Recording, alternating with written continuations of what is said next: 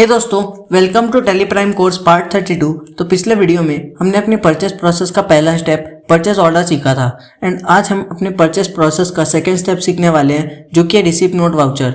हमने अपने थ्योरी वाले पार्ट में देखा था कि जब हम ऑर्डर प्लेस करते हैं एंड उसके बाद जब हमारे पास हमारा ऑर्डर गुड रिसीव हो जाता है तो हम एक रिसीप्ट नोट प्रिपेयर करते हैं। इसकी शॉर्टकट की हमारे टैली में होती है Alt+F9।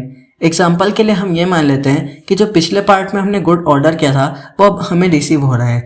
लेट सपोज कि हमने 40 क्वांटिटी ऑर्डर की थी, बट हमारे सप्लायर इन्फोटेक सिस्टम्स के पास अभी उतना क्वांटिटी नहीं था, तो उसने मेरे को 35 क्वांटिटी भेज दी और ये जो गुड्स मेरे को रिसीव हो रहा है ये हो रहा है मेरे को 30 अगस्त को। अब मैं इसका रिकॉर्ड मेंटेन करना चाहता हूँ तो मैं जाऊँगा अपने टैली में। इसके बाद मैं आ जाऊँगा वाउचर वाले सेक्शन में, ये आप सिंपली प्रेस करेंगे V। इसके बाद मैं प्रेस करूंगा Alt+F9।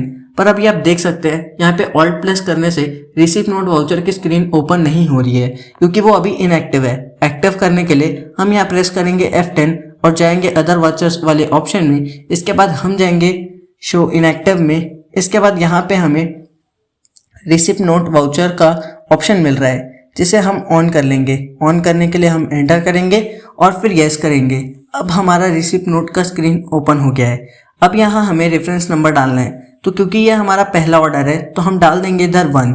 अब यहाँ डेट बोल रहा है तो हम यहाँ दे देंगे 30 अगस्त और इसके बाद हम यहाँ F2 करके भी डेट चेंज कर देंगे और वो डेट डालेंगे जब हमको गुड्स रिसीव हो रहा है। अब हम यहाँ एंटर करके नीचे आएंगे। इसके बाद हमें अपने सप्लायर का नाम डालना है एंड यहाँ जैसे ही हम अपने सप्लायर का नाम एंटर करते हैं इन्फोटेक सिस्टम्स, तो आपके पास एक ऐसी स्क्रीन खुल जाएगी ऑर्डर डिटेल्स की। अब हम यहाँ पे अपना ऑर्डर नंबर 1 को सेलेक्ट कर लेंगे जो रेफरेंस वाला था। उसके बाद हम इसको एंटर करके आगे आ जाएंगे। यहाँ अब अपने ऑर्डर नंबर दे दिया है एंड अब आपको यहाँ पे अगर आके कोई कहता है ये सब चीज़ें देना जरूरी है तो आप दीजिए, वरना सिंपल Ctrl+A करके स्किप कर जाइए। अब हम यहाँ अपने पार्टी डिटेल्स को भी स्किप करते हैं। अगेन अगर आपको चेंजेस करना है तो आप कर सकते हैं अपने हिसाब से। अब हम यहाँ अपने परचेस अकाउंट को एंटर करेंगे। जैसे ही मैं परचेस अकाउंट को एंटर करता हूँ तो जो मैंने ऑर्डर प्लेस किया था उसका सारा डिटेल ये अपने आप ले लेगा क्योंकि हमने यहाँ पे रेफरेंस नंबर का यूज़ किया हुआ है। अब हम यहाँ जैसे ही एंटर करते हैं तो आ जाएगा आइटम एलोकेशन का एक टेबल। यहाँ पे 40 क्वांटिटी शो हो रही है पर हमारे सप्लायर ने हमें सिर्फ 35 भेजी है, तो मैं इसको चेंज करके यहाँ टाइप कर दूंगा 35। इसको मैं सिंपली सेव कर देता हूँ। अब मैं जैसे इसको सेव करता हूँ यहाँ पे भी आपको चेंजेस रिफ्लेक्ट होने लगेंगे। अब जब आप परचेस ऑर्डर बुक में जाओगे तो वहाँ आपको दिखाई देगा कि 5 क्वांटिटी आना गुड्स का भी पेंडिंग है। अभी हम एंटर करते हुए नीचे आएंगे और यहाँ हम डाल देंगे एंड ऑफ लिस्ट। अगर हमारे पास GST एप्लीकेबल रहता तो हम GST डिटेल्स डालते। अभी यहाँ पे कुछ भी नहीं है तो हम स्किप कर देंगे और अगर आप चाहें तो नरेशन दे सकते हैं। मैं इसको सिंपली Ctrl+A करके सेव कर देता हूँ।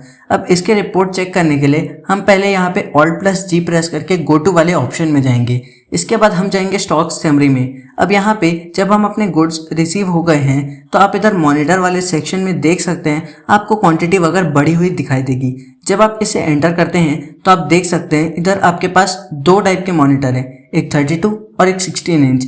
दोनों का इन्फॉर्मेशन शो हो रहा है। जैसे ही आप इसे एंटर करते हुए एकदम अंदर आ जाएंगे तो आपको एक चीज़ देखने को मिलेगा, परचेस बिल पेंडिंग। अभी हमको बिल नहीं मिला है इसलिए ये परचेस बिल पेंडिंग शो कर रहा है। अब यहाँ ESC करते हुए मैं अपने मेन गेटवे में आ जाता हूँ। इसके बाद मैं जाऊँगा इधर डिस्प्ले मोर रिपोर्ट्स वाले ऑप्शन में, या सिंपली प्रेस करूँगा D।